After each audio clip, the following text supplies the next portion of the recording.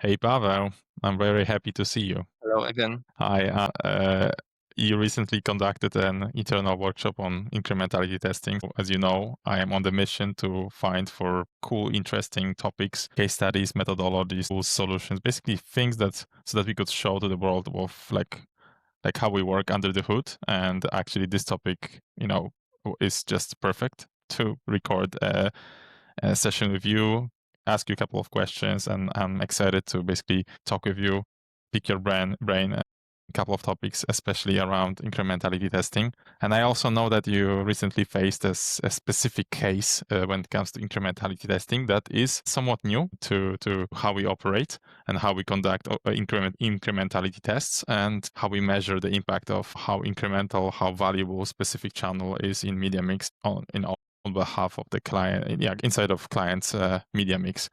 I would love to hear more about that specific case. What happened? Yeah.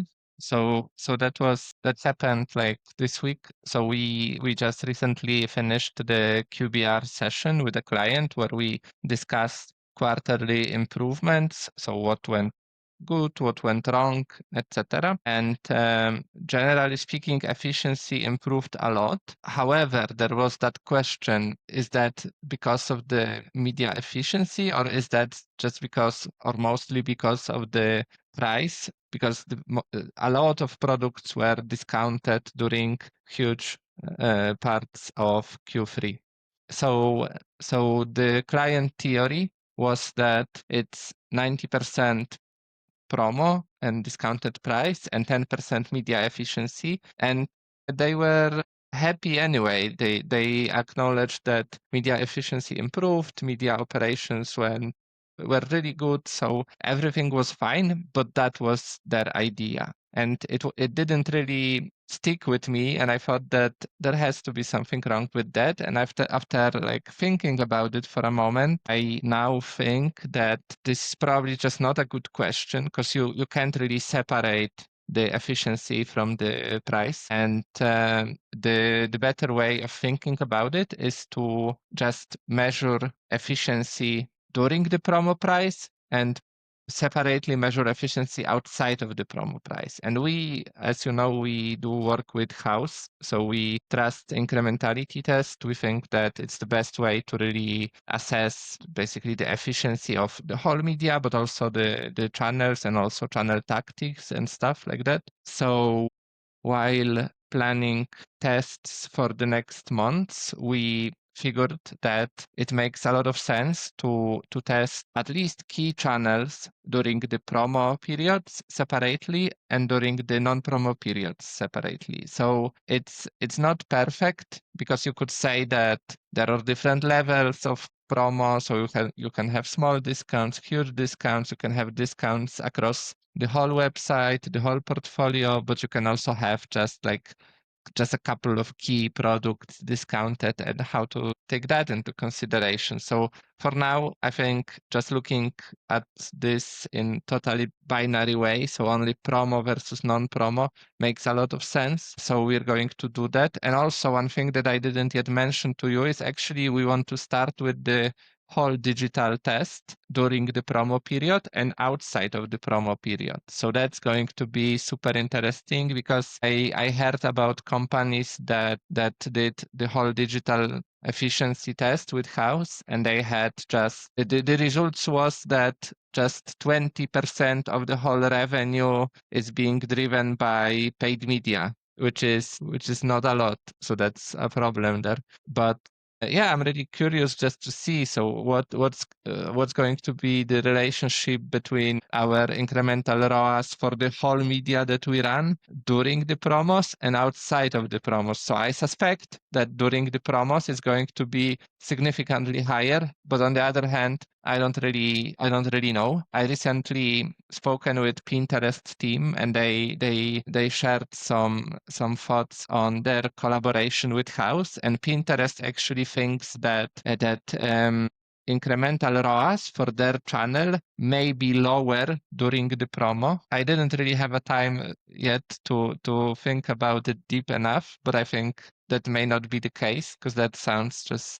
suspicious to me. I think it may be the other way around. But on the other hand, they work with House a lot, and they have some case studies. So yeah, that's I probably have to think about it. I mean, your mission in many of our client relationship is to find the truth. The truth is to find the answer regarding which channels are to be scaled, because we can squeeze more out of this specific channel, and the ROI on this channel is the highest, and which channels are to be cut or to be reduced, basically. And that's the most important question when it comes to huge spend on that, and the methodology and the tools to run the tests, and the how good you are at this, together with really amazing tools like House.io is just amazing. And basically it's so cool to work with clients that actually understand, and they are really embedded into the testing cadence,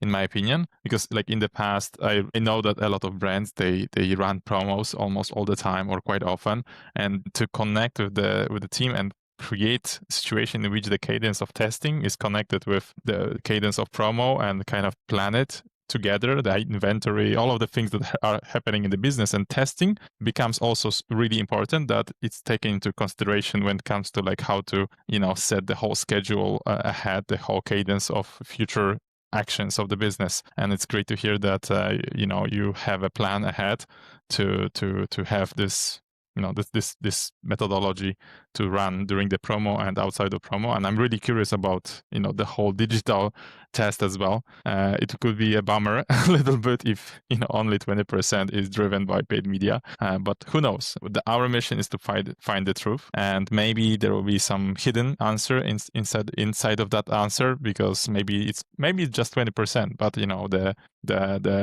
delay is also very important factor. Yeah, I'm curious on how it's gonna unfold. So it's a really cool case. What do you think about jumping into the basically maybe introducing to the audience, because we don't have too many materials online in video and in general videos and materials in which we talk about how we do projects when it comes to how we run incrementality testing, how we assess attribution, and how we operate. It'd be great if we could also go through this Notion material that you prepared internally, but it's perfect because it's fully anonymized, and as I know, there is no client's data in it. So it's perfect just to present to viewers what's the point of attribution, incrementality testing especially, but also like overall attribution problem and how you try to solve it. Yeah, absolutely. But first, let me actually comment the first part of what you just said. So actually, it's really fun because yesterday while talking with House, they acknowledged that our problem is totally opposite to usual problems. So because we have too many good ideas for tests, and usually companies think about maybe fifth or sixth meta test during last 12 months, so that maybe shifting like 10% more spend towards Advantage Plus will improve incrementality, and people are looking for such things. And then we have the whole digital test planned. We have Uplovin test, Roku test, Reddit test. We want to retest Meta outside of the promo period. Then we want to retest the whole Google during the promo period. Then we need to retest Pinterest. Then there's still DV360 to be tested, and we are in the middle of the whole Google test and YouTube test. So that's also going to be fun. Maybe that's going to produce a need to do a retest. So a lot of stuff happening, and then a lot of channels. That's amazing, and a lot of ideas. As I recall, I also heard that you're in a rather top tier when it comes to the amount and the number of experiments that you run, according to some people that can see more clients doing a lot of tests. So it's also a good testament to your mission of finding truth, and not only you, but also the whole team. Yeah, I mean, we use House capacity to its fullest. So we end one test on Thursday, and the next two tests starts on Friday. So, yep. That's how it should be. Yeah, I was surprised when I heard that people don't do that, because if we can, then why not? I just like doing it so much. Maybe they don't have such, maybe other agencies or growth strategists, they don't have such huge urge to find the truth and to truly know what's the most incremental channel, what's the best what's the best place to put money into work. Yeah, but there's a lot of there. Again, I mean, when we first started with incrementality tests, I also had some issues with that. So I I understand that people have egos and stuff like that, and when channel looks really bad in incrementality readout, and then it looks really good in the attribution, then you're like you have an internal urge to look more at the attribution because you think that yeah, but it does look really good in that data, so why should I look this way when I can look somewhere else and it looks good? But so it certainly requires a lot of like thinking about it and just maturing as a marketer. People, like all of the people, when they are faced in a situation in which they have some data proving some ideas that are useful and very convenient in their political environment versus very hard, very difficult and quite pricey, and it takes a long time to get answers, and it requires statistical data, knowledge a little bit, and quite a lot of like conceptual thinking to really have put into work incrementality testing plus like media mix modeling and the whole attribution system versus ad platform attributions like blended ROAS or some other traps that we know that sometimes can lead business into really a bad place in which they focus on brand or retargeting and their blended ROAS is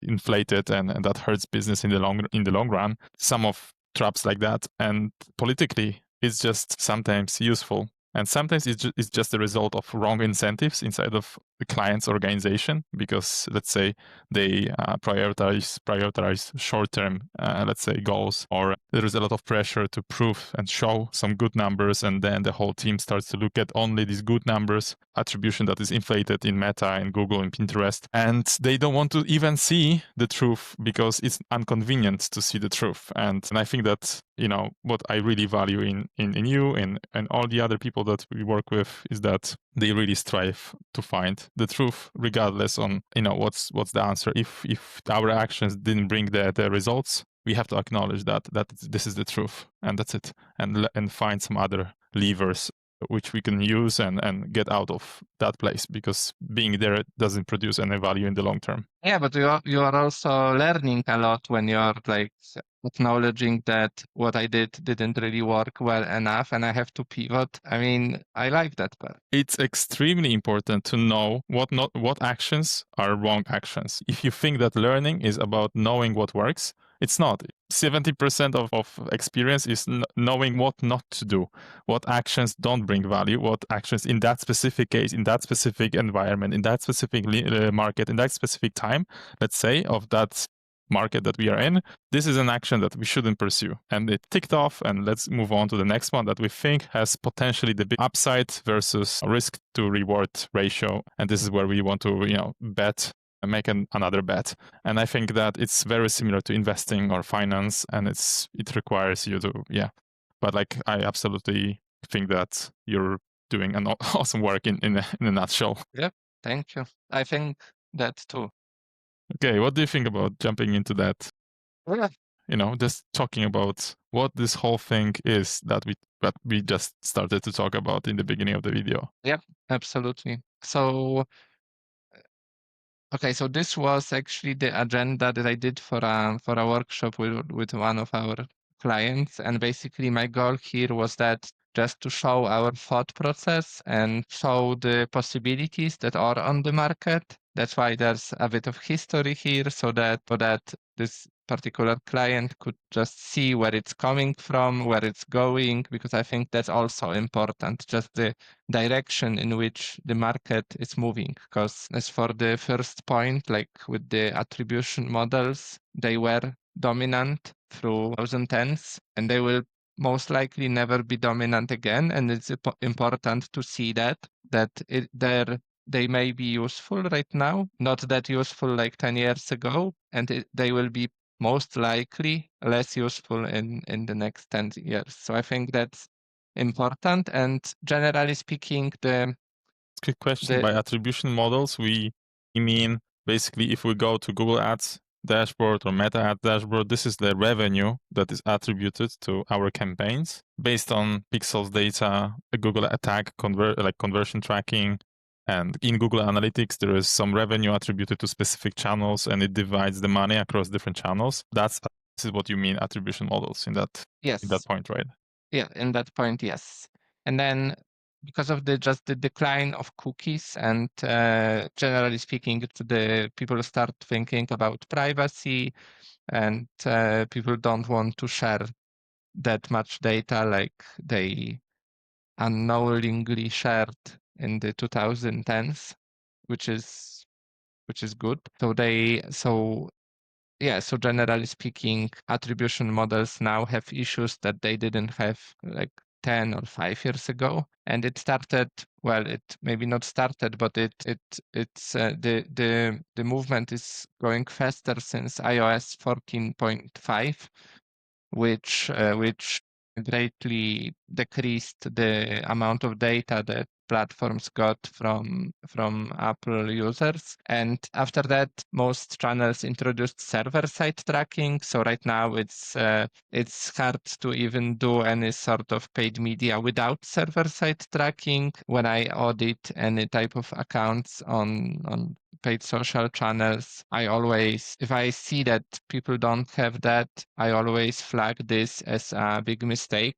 And there are lots of ways to do this. There are better ways and worse ways. I think for some companies, it's totally fine to use Shopify, very basic server-side tracking that's using just the channel apps. So Meta has its own app within the Shopify, and you can connect the server-side tracking via this. And it's something. It's not great, but you have to have at least that. And then better options are, for example, server-side GTM. And right now, on one of our clients, we are using triple whale sonar, which works really great, because that's basically that sends a lot more data than the basic Shopify option. Maybe that's not the place to go into details, because that's not that important in terms of just the strategy and the attribution. But yeah, I think it's worth knowing that there are better and worse ways for server-side tracking. You have to use server-side. There's no point doing paid media without it. And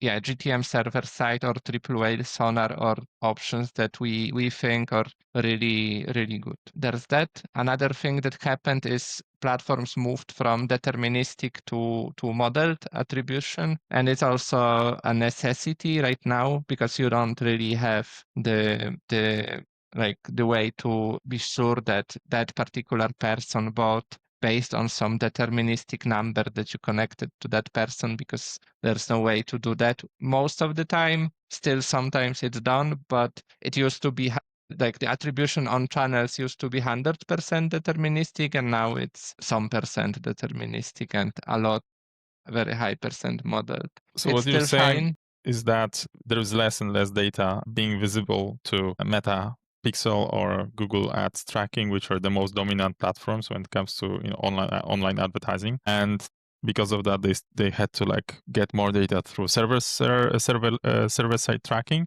and also there are even better solutions that try to capture and send even more data.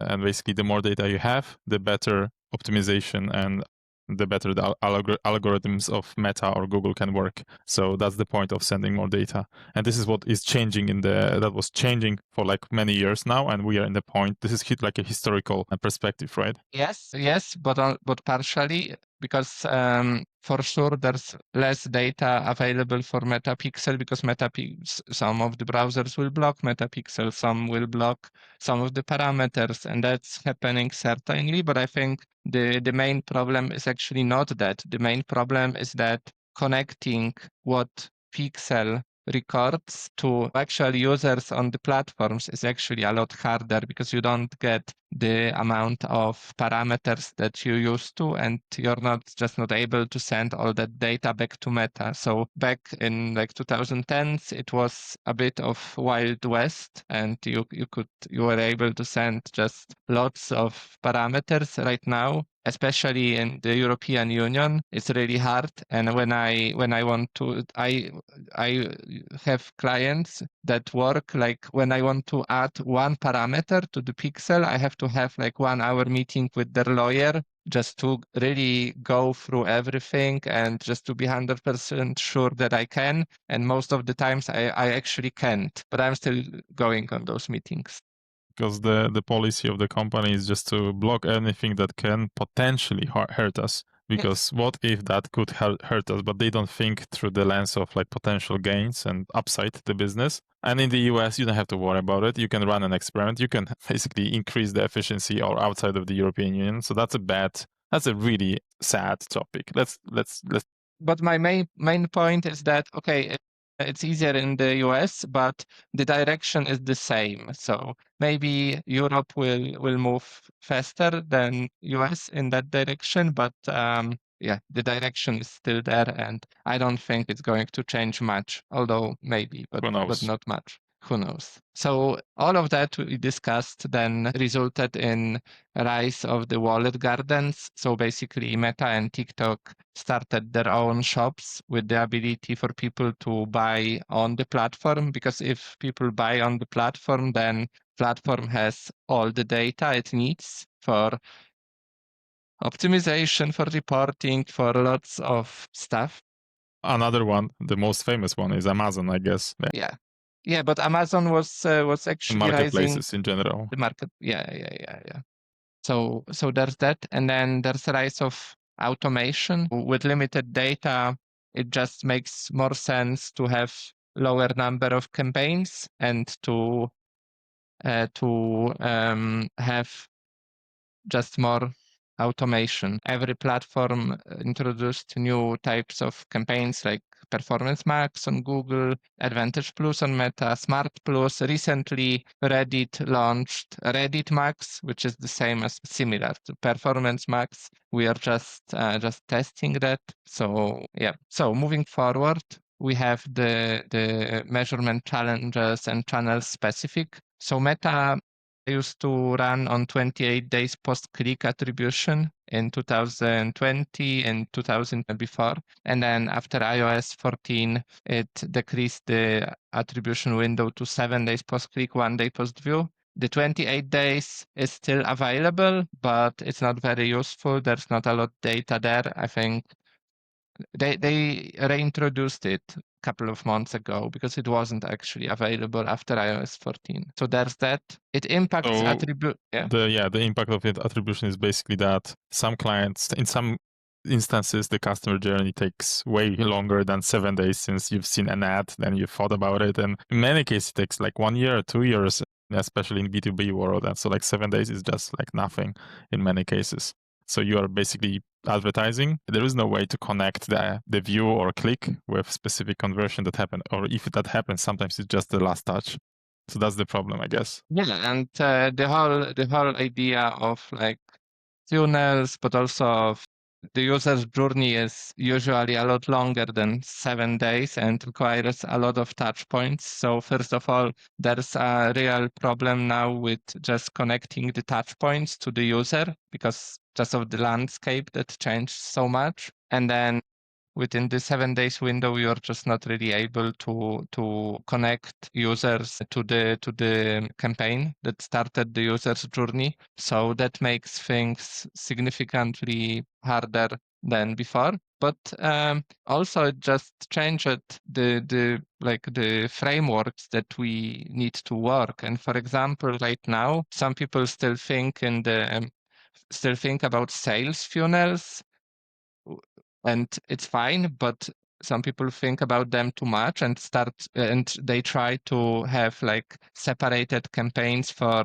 the top of the funnel, middle of the funnel, and low of the funnel, and it doesn't really make sense these days. One of the people from our organization a couple of months ago, he posted on LinkedIn some article from Google that said that right now everything should be labeled as messy middle instead of top of the funnel or middle of the funnel or other parts of the funnel. And I think that's true. I think that's what it is. And I think we have to trust algorithms more. We still have to do what we can to like understand the situation.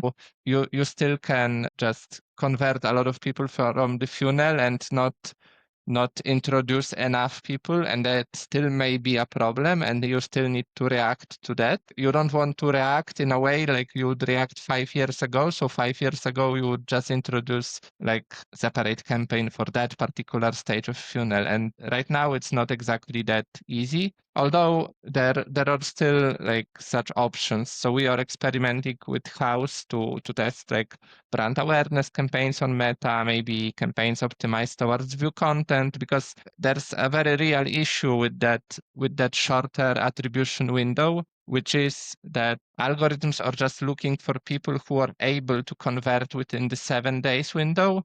And not everyone is just able to do that. And algorithms will miss people that are able to convert after 10 days, after 20 days, after 30 days. And these are like people who absolutely are potential customers and may bring a lot of lifetime value, but you have to be really creative to find them.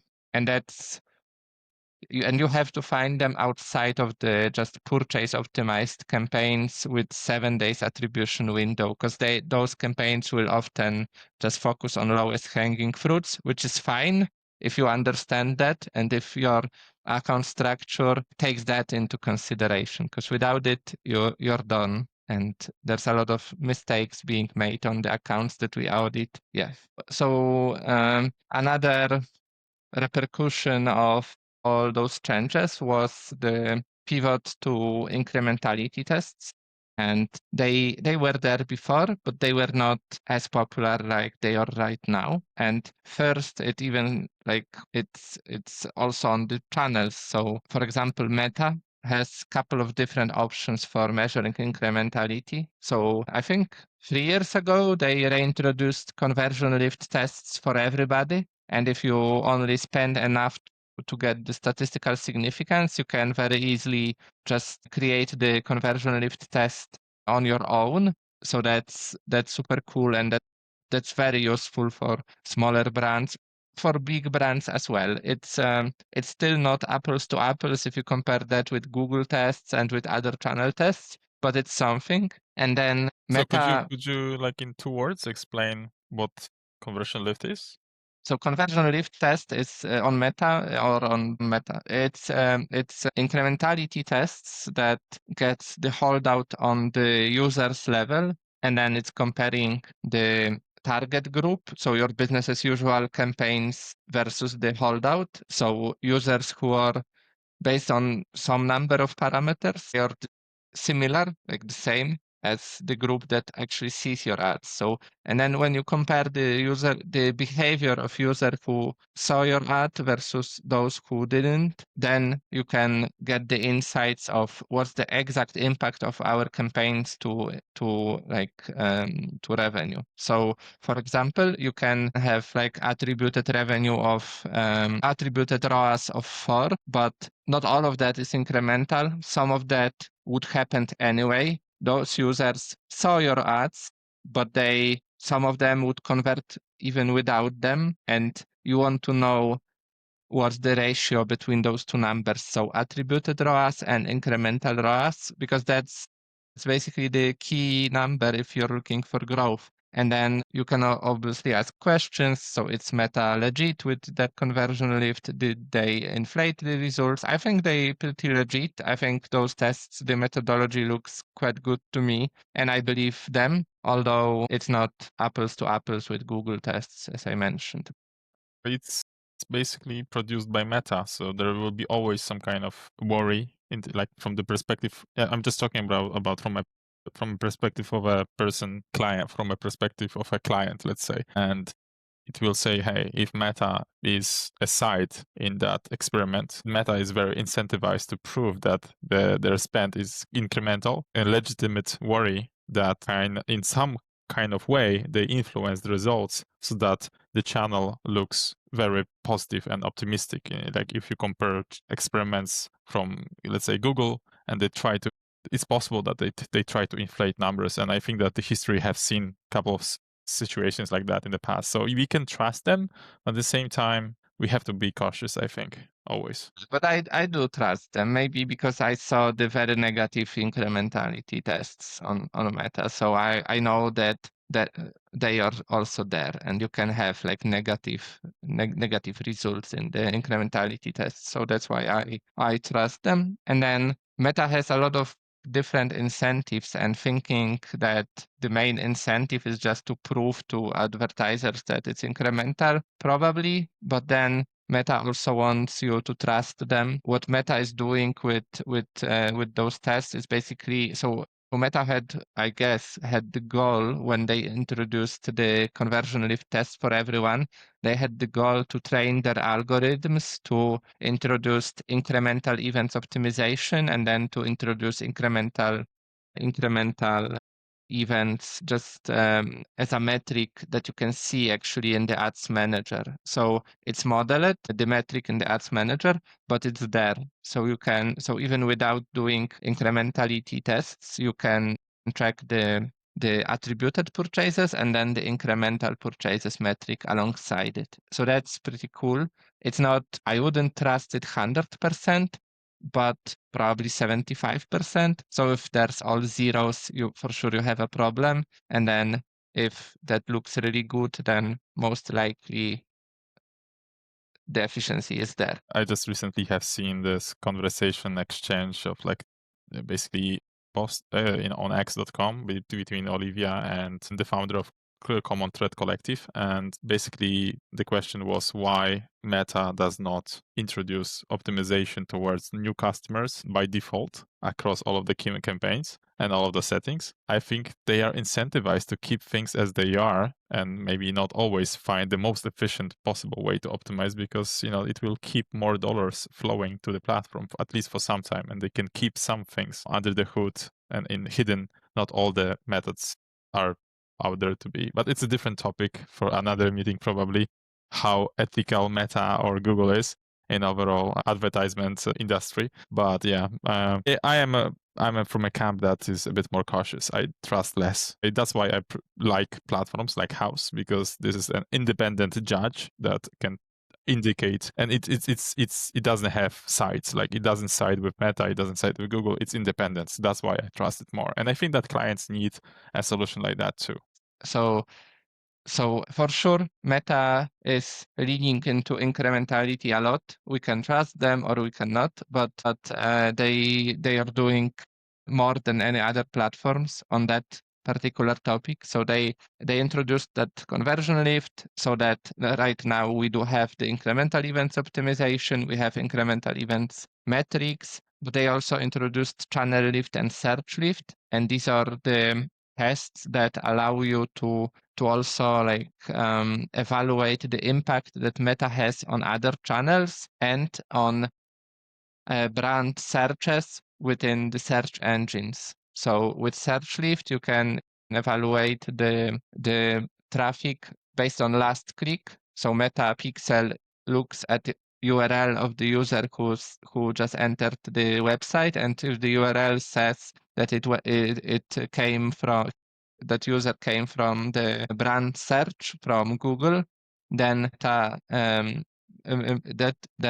Meta takes that into consideration in a search lift and looks, did that user saw the ad or didn't he? And then if you have enough spend, if you have enough impressions and enough purchases, you can actually assess with a pretty good statistical significance that Meta impacted Bing brand searches in some percentage with some incremental ROAS. So that's pretty cool. That makes sense. Yeah, but that's why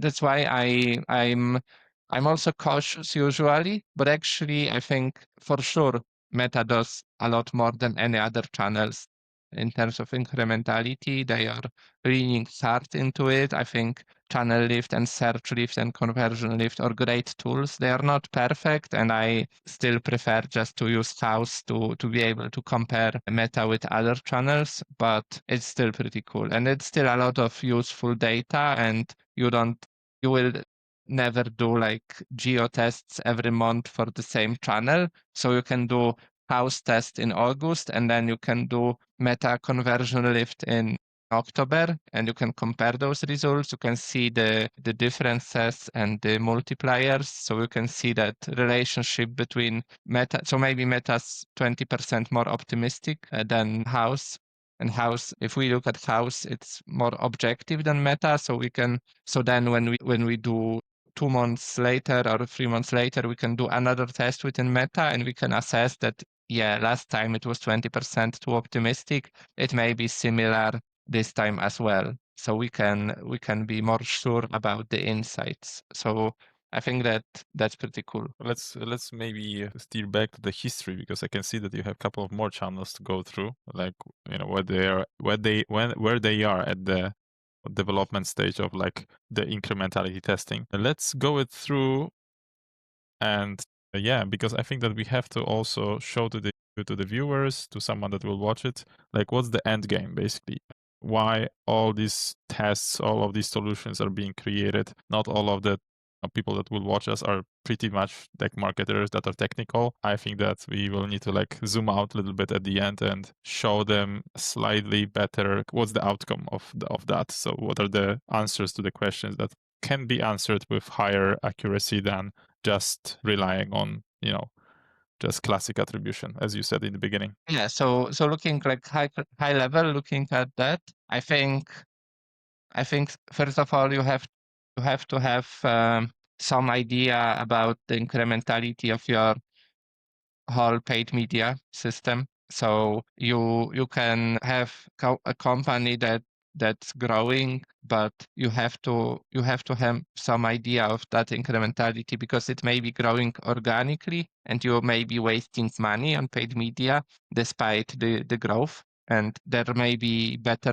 places to spend money than you're spending right now. And you may be growing a lot, but you could be growing even more if you would be spending in a way that brings incremental revenue. So I think that's super important just for everyone. And if you're not doing incrementality tests, but you're growing and you have like $1 million company, I think that's just wrong, and it may backfire. If not So, now, then in so a as couple I of years. understand this one scenario that you just described, if you see growth, it doesn't mean that the growth is driven by paid media. You have to run, even in such a scenario, you should run a test just to check what's the impact of overall your whole digital media presence. And I guess a holdout test is the answer here, and just to see like what's the number. Is it 20%? Is it 0? Is it like 50%, 70? And then you will know like how. And if it's like 0 and you've been spending money, it can be frustrating, because you've been doing that for like a couple of years or a year, half a year, but then you realize I have to make a change, and then you make the changes that actually, to marketing, media mix, and methodologies, creatives, and everything, is that actually is incremental, maybe 2 times more, 3 times more incremental, and then as a result, you start growing faster, and you start catching up, and you increase your growth rate basically. So knowing that is extremely valuable. So yeah, So this is like the highest level. yeah, so the most important rule here is that correlation is not causation. You may be growing and you may be spending a lot, but that doesn't mean that you are growing because you're spending in the right places. So there's that. Then yeah, you have to evaluate the whole paid media spend, but the thing with that is this will not bring you action items on the channel level, because you will just know that you're doing things wrong or you're doing things quite right, but there's just that. So for example, we have one client that's looking into maybe spending a bit less on paid media, so that organic may drive more growth next year. And then in that situation, it totally makes sense to do a test like this, so the whole digital spend, because you will exactly know how much is your digital paid media spend worth right now. And maybe it's 80% of your revenue, and maybe it's 20. And if you just, without knowing that number, if you just cut the spend, there's no way you can know what will happen. You may have some projections, but yeah, just I think I would just add that even if you cut it out for like 1 month or 2 weeks or longer, it's just directionally correct tip, basically. It's not a clear answer that 20% is driven by, digital, because, the users have exposure the whole year on the ads, and some users, they need time to convert. Sometimes there is word of mouth. There's a lot going on. So it's just a tip, a directionally correct answer. That's something that, I just wanted to add an asterisk here. That's what I think about it. But let's. So then the next step, I guess, are channel level tests to basically get and to refine the answer, like how incremental each channel is. And then at the end, I imagine you could have like a very simplified table with list of channels, and what was the incremental test impact, and there's the most incremental channel, that the least incremental channel, and this is the whole digital incrementality test result. This is based on that we made the following changes, and we believe the next year, based on the results of these tests, we will experience higher efficiency of our media mix, let's say, in very simplified manner. Yes, because in true there are lots of like caveats to look at. So for example, as we started the discussion with the idea of doing the tests in the promo period versus outside of the promo period. So you can do that for the key channels. Then once you get the test done, you want to get some action insights from the action items from this test. You want to introduce those action items, and then you want to evaluate the improvement. So that's also that. So you have to have a tracker that tracks all the tests that ended, all the action items that were done because of the test, and then you want to, from time to time, like every 3-4 weeks, you want to look at those action items and really check if they improved things or not. So there's that. And then you also want to test the tactics inside of the channel. So for example, if we test Meta and we see that incremental ROAS is at almost 3, and then we test TikTok and let's say it's 1.5, we want to get TikTok efficiency to the Meta efficiency level. So we have to create some hypotheses how we do that. So first of all, why it's not at this level? If TikTok has incremental audience that's not that active on Meta, or maybe it's not on Meta at all, then we should be able to get the efficiency increased. So maybe users' behavior is different on TikTok. Maybe we need like very different creatives. Maybe we need different campaign types. Maybe we need different landing pages. Maybe we need something else. Maybe we need like video views optimized campaigns on TikTok just to get the algorithms to find new users. So maybe we need new user optimization event, because that's also possible. So there's a lot strategist role, basically, to prioritize all of the ideas how to fix specific channels from like operational level to tactical, operational, strategic, the whole media basically conversation. But it's also a lot of fun. I mean, it's like 3D puzzles that have like real life effects. So that's just pretty cool. Yeah, but some tests will have very basic action items. So for example, we recently did a branded search test on Google, and it was incremental ROAS was at 0.5. So it's pretty bad. So we just decreased the spending there. And the assumption here is that we will want to track the competitors' activity within our branded keywords. And in some periods, it will increase for sure. And once it will increase, we have to increase our spend as well, just to be safe from those activities. I have a name for that strategy. It could be reactive defense. So when someone attacks, this is when you go and defend. But what's the point of like spending on defense when there is nobody attacking your brand and trying to capture your traffic? And from what I understand, it's actually a common mistake. So companies are spending on average a lot too much on branded searches because it's just not incremental. That's one of the top 3 tests to be done for any brand, I guess. Yeah, absolutely. What do you think about going back to the workshop list and maybe speeding up a little bit on specific topics, but just making sure that we went through the whole list, the whole story, and maybe we could have like one more discussion, and then we could slowly try to wrap up the discussion today. So just to quickly finish the like channel incrementality things. So Meta is for sure a leader in the leaning into incrementality team. They do a lot, but then TikTok follows, and TikTok also has a lot of cool options. Reddit is not there yet, but it's also going in that direction. So there's that. The next topic is actually attribution modeling. So all the tools that allow you to model your attribution. So tools like Triple Whale, Northbeam, and I think they still can help a lot.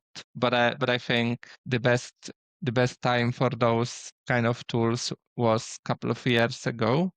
And the way they all work, they are slowly introducing new things. So Northbeam has MMM modeling, and they have like they are slowly introducing, as far as I understand, the incrementality capabilities as well, although it's not available yet, as far as I know. Triple Whale has some beta incrementality functions. They both have the CAPI enhancer, so server-side enhancer, because those tools are always connected to the backend. They have all the data, so they are able to send good quality data back to the channels. So both Northbeam and Triple Whale are leaning into that. So they both of the tools are connected on the back end, and they also are synced with like let's say Shopify, and they enrich the data, then they send the enriched data using their methodology and algorithms. That's why their conversion API or server-side conversion is more accurate thanks to that. Yes, and for example, Northbeam has deterministic attribution, which allows you to look at, let's say, TikTok revenue up to the level of individual user. So you're actually able to see the individual users that are attributed to TikToks and who they are, where they from, and stuff like that. Thanks to that thanks to the fact that they have all the data basically connected and the attribution connected down to the specific user. We had another episode on Triple Whale AI agent that allows you to, basically build on the fly different types of reports and monitor in ambient mode different activities, what's going on across all your channel. To be honest, that's the topic that I would like to also cover in one of the next conversations that we'll have, because I believe that this is the future. Yeah. Like if I zoom out, we could say that, attribution modeling is not that great anymore. That's why they are introducing solutions similar to House, which focuses heavily on incrementality testing. So they also introduce incrementality testing. They also introduce media mix modeling, which is like a statistical method to evaluate and predict basically demand and just the results of the media mix that you use. And it's basically all of these tools are kind of becoming similar to some extent, and they try to replicate the attribution triangulation concept, right? Bit, but there are different concepts within that are leading those tools. So some of the tools are looking to have the biggest range of options, and then if you have a lot of different options, like you have multi-touch attribution, you have a media mix modeling, and then you have incrementality tests, and then you have server-side data enhancer, and then you have option to integrate with Klaviyo and optimize your flows in Klaviyo using all that data. We actually have clients where only Klaviyo, even only looking at Klaviyo optimization, this already pays for the tool, and we are paying a lot for the tool. So if you have more options, there's a chance that maybe some of the option will not work for everyone. Maybe media mix modeling will be useless for some reason. Maybe you don't have enough good quality data, and then you're still going to use the tool, and you're still going to love the tool because there are other functionalities that you may benefit from. So that's one option. And then I heard about another idea, which is you really want to be sure about your branding and about what you're doing, and you want to be a leader in that one thing, and then companies that are looking for that one thing will go to you because you are the leader. You don't necessarily have to have like 10 different options. You can have only one or two, but you want to be the best within I that get it. particular niche. Like the house positioning right now in terms of like incrementality testing, but I like think so. but I'm just wondering on the future. I think that yeah, but anyway, like they have to go where their clients they expect them to be. So if say you have an incrementality testing platform and the client, the CMO thinks that they need also media mix modeling or multi-touch attribution platform, they will look for some alternatives. And if the alternative also have incrementality testing that turns out to be as good as the player number one, that's a threat to the number one player.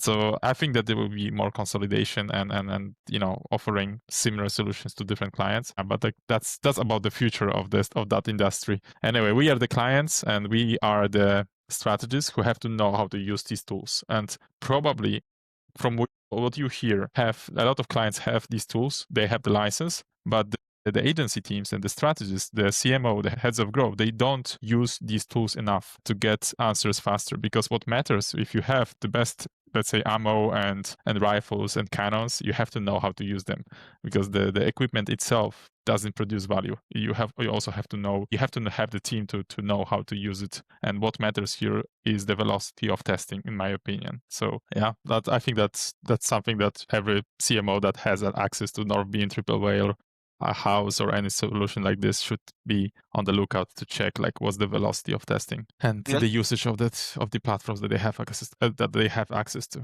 Yeah, but I think that's totally right, and I think there are lots of dots here, and you have to have like people who are able to connect them one to the other. And I think there are not many people that can do that on the market because there's just a lot there, and you have to like understand all that stuff to be able to see that what's the best solution for the company, and then what's the best way forward. I think it's still highly technical. And To I think that understand. it's not deterministic. It's very probabilistic, basically. You have to have an investor mindset. You have to kind of, see different results of different experiments, see this is not math. It's not binary. It's not 0 or 1. So, okay, I mean, you've got a lot of screenshots still to go. Wow. Okay. Should we go through all of them and wrap up? You think it's possible? I don't think so. I think every. So let's name this session as session number 1, and we could continue the next week and maybe finish that session, and maybe it's gonna be shorter one. Anyway, yeah, let's do it, and let's wrap up for today. Thanks a lot, Pavel, for Thank you. an awesome conversation. Yeah, it was cool. Thanks. Thanks. Bye. Bye.